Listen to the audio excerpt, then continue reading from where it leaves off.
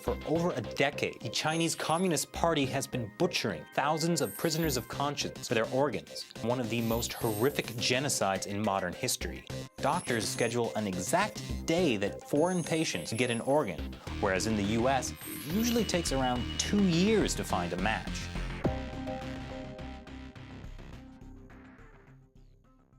So I think this is a key issue to the story of organ harvesting. The story of organ harvesting is very much the story of Falun Gong. 1999, it becomes the most controversial hot-button issue in China. What was Falun Gong before 1999, and what happened after? Before 1999, the Chinese government actually actively promoted Falun Gong as this way to improve health. It's part of the Qigong movement. At that time, it's not just Falun Gong. There are hundreds of other Qigong movements that emerged. And they were promoting it in state media? They were promoting it not only in state media, they also give a word to Falun Gong for improving the health, the general state of the population. Falun Gong is more than just the practice that's beneficial to the health. It also has a spiritual side. That is, there are 3 principles: truthfulness, compassion, and tolerance. And these Falun Gong practitioners are encouraged to use these 3 principles to judge their daily action, their daily decisions. And because of that, they sort of rely on their own conscience and their own judgment. They don't follow the communist propaganda anymore. And for communists, that's an ideological challenge. Well, so how do you go from a practice that is promoted, it helps people's health, it preaches the truth, compassion, tolerance, you're saying. How does it go from that to then becoming a cult? Too many people doing Falun Gong, and that's the numbers. So because of the culture, a spiritual vacuum after Cultural Revolution, Chinese people, they lost their tradition completely. They lost the spiritual side, belief, everything. And when Qigong exercise emerged, especially in Falun Gong, it became extremely popular. In the course of 7 years, there was 70 million to 100 million people practicing Falun Gong in China. The actual number, we don't know. It might be much higher than that. But because this popularity, 70 million to 100 million at that time in China is about 1/10 of Chinese population. If the Communist Party is going to persecute 1/10 of Chinese people, 1 out of 10 Chinese people, they need to turn the public opinion around. For people like us who live in the South, maybe some of us have never heard of Falun Gong before because we're not really tuned into that Qigong yoga movement thing anyway.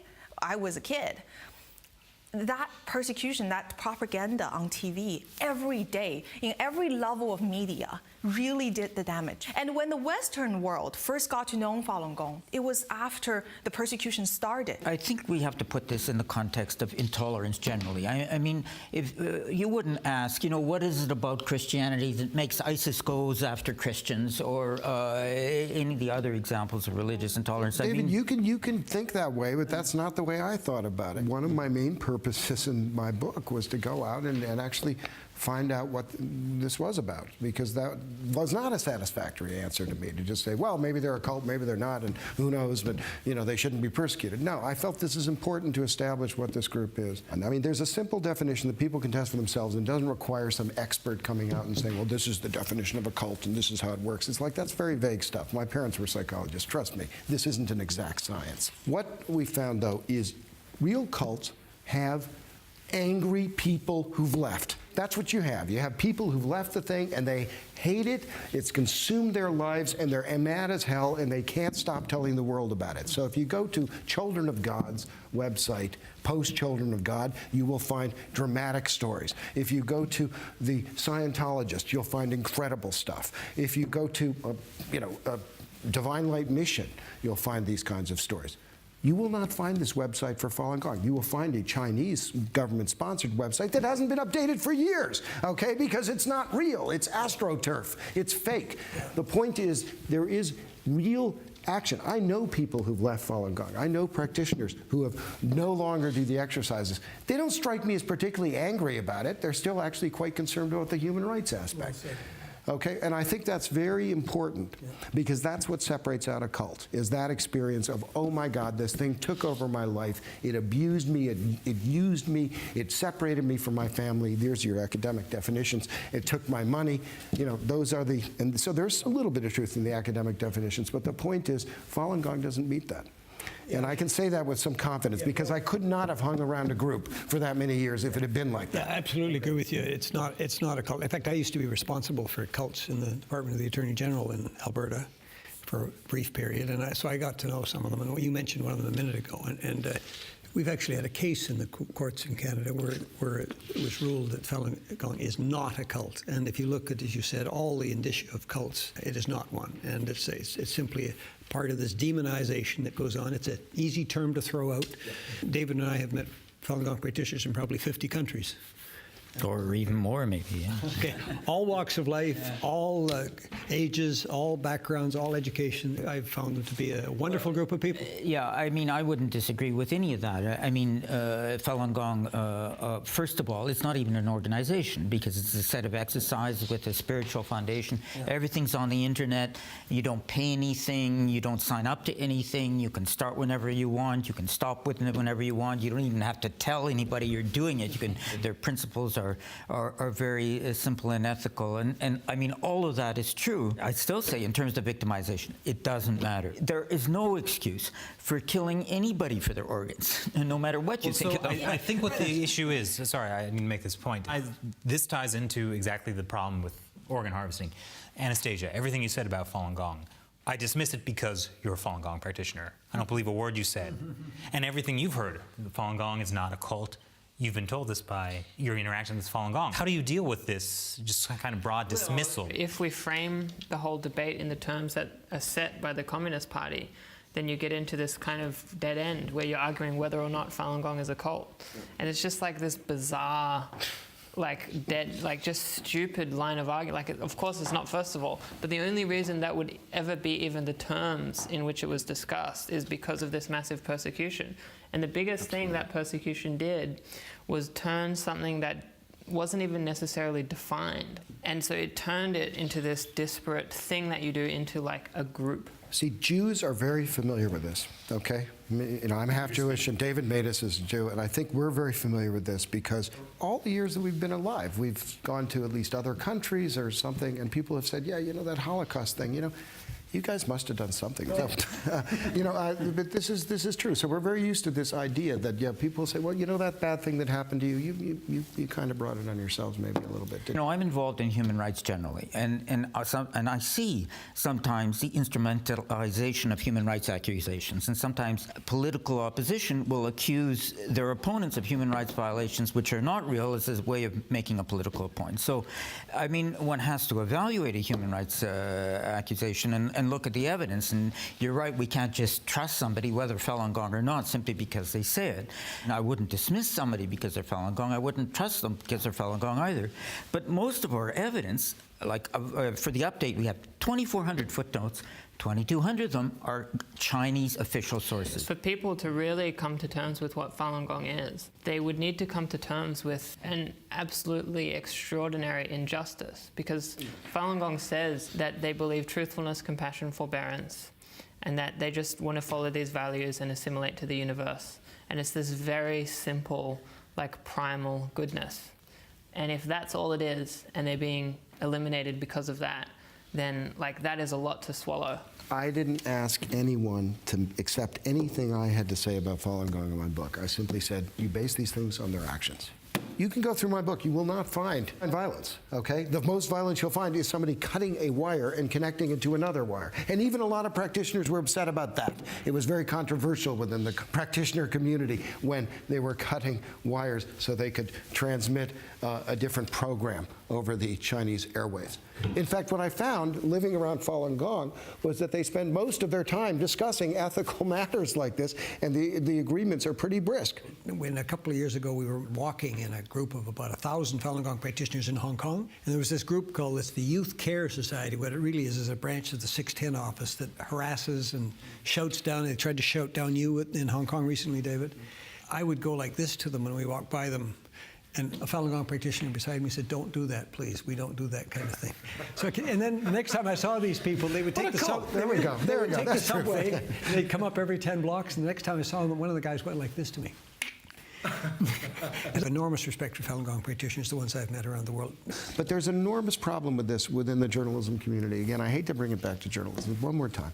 I once met with a I think he was Reuters or AP, I don't want to remember. And I met with this guy in Hong Kong, and somebody said, oh, you should have a drink with him. I did. And he said, oh, yeah, I'm a China expert. I do China stories. And he said, the one thing I'll never do, though, is I'll never interview somebody from China who's got an agenda. Ooh. And I was like, how do you do stories? What do? Do you just exchange pleasantries? Nobody coming out of China has a grudge or an agenda or an idea. It's just a standard we would never hold our own society to. I'd like to follow up a bit on what Matt says. I think part of the problem we're faced with is that accepting Falun Gong for what it is means accepting the persecution for what it is. People are hesitant to admit that for a number of different reasons. I mean, it impacts their interaction, the economics, and it's just the horror of what's happening. It has no place in our world. We don't have good and evil anymore. We have interests. We have competing interests. Yeah. Falun Gong defies that. And the victimization of Falun Gong defies that too. There is obviously no justification for what's happening, and admitting that it's happening is admitting something that people have difficulty even imagining that it's happening. If you look what's happening in China with the Catholic Church, the Communist Party appoints bishops, and with the Buddhism, they've got their own Panchen Lama, and Islam, they have their own imams, but they can't do that with Falun Gong. And because they can't control them by appointing somebody who is the head of Falun Gong, the persecution is the only way out, which is to a certain extent explains the persecution, but also explains their strength, because the Falun Gong cannot be destroyed in that way by appointing somebody the communists decide to appoint as their head, because there is no head. So you end up with a large group. The official numbers from the Communist Party were 70 to 100 million practitioners. Persecution begins 1999. You end up with a huge body of unnamed, unidentified people in the prisons and the labor camps that everyone else in society has backed away from. And then they become just this huge pool for organs. Yeah, we've talked to people who've got out of these camps, by the way, and we probably should mention something about that, because we've talked to them on about 15 capitals, and we're absolutely horrified by what they go through in these camps. This is all small fry. I mean, what happened 6 months later was that they started to systematically build a machine to monetize those people. And this was not clear until this report came out. When all the evidence was put together, it became clear that they built a machine to do transplantations. So the reason the death count is so high now, or is suspected to be so high, is because there's no other plausible source. Except House Christians, which we don't know enough about. It's possible that they're an emerging source, at least. But look, I was always estimating at least 500,000 to 1 million Falun Gong in detention at any given time. And every time I've sort of thought, well, you know what, this has got to be fading.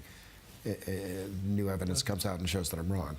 I think that's right, and I think this is an extraordinary machine, and it was also provincial. I mean, every province has gotten involved now. This is what we're seeing as a truly national, incentivized it. They turned a political persecution into also a commercial. A commercial killing business. And this is another facet of the update, the institutionalization of this killing. It's in the 5-year plans, it's in the budgets, it's in the grants, it's embedded into the system. The amount of awards these hospitals get individually is extraordinary. I mean, it's not just them bragging about, oh, I'm the #1 kidney hospital. No, they actually receive special awards. They proudly list them. They're competing for them. Matt, you had a point? Hospitals were rated for their advancedness on how many how many transplants they did. And it was a criteria for judging like how good a hospital is. So it was completely built into the system. Anastasia? Do the Chinese archive all these materials? They wipe them out the minute we look at them, then usually after we archive them. I have a strong belief that they do not actually archive these materials, that they're incredibly careless about them, that they wipe them out all the time. But they're also careless about them, fortunately, in a good way as well. They tend to throw them in the trash and then not delete the trash, if you follow me. It's something we've all done on a computer. A lot of the mistakes are very elemental. Well, the bottom line is we have no idea what their internal accounting mechanism is. Not exactly. We honestly don't know whether this was a centralized campaign to eliminate Falun Gong, or if it was simply creating the incentives and letting it rip. I think both actually can be going on at the same time. If the question is, will you ever find a kind of master plan, something labeled the final solution for Falun Gong? No, I doubt that document will ever emerge. And if it existed, it's probably gone. So what we have here is a massive persecution. Organ harvesting, which we may never know the full scope of, is still but one aspect of this persecution of this group. Research wasn't done to the same degree with their campaign of thought reform against Falun Gong, but it was similar in that an industry was created. Like there were specialist academics in how you brainwash Falun Gong practitioners effectively. They had like book series, and then that would be distributed to prisons. They had like experts in this. They had training programs for this. They had prisons medals. got awards and so forth. Again, they were ranked and they got awards, and prisons boasted about being the #1 at transformation. We do have a better idea of what other victimization is going on, because the other victimization, a lot of the victims survive and they can talk about it, and about the torture and about the forced labor and the sleep deprivation and so on. But obviously with killing for their organs, they don't survive. So we don't have the same access to information.